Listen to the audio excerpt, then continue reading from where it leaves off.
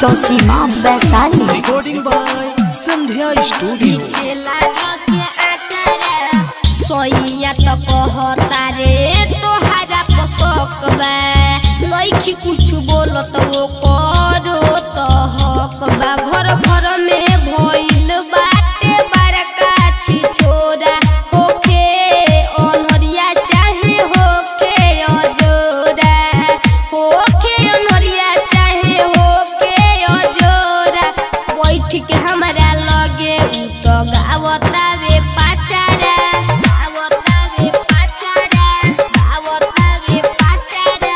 बैठ के हमरा लगे उ तो गावता वे पाचारा देवारा बनाचारा घिचेला धके आचारा देवारा बनाचारा घिचेला धके आचारा डीजे कंचन राज देवारा बनाचारा घिचेला धके आचारा। नीम चौक चौसीमा वैशाली।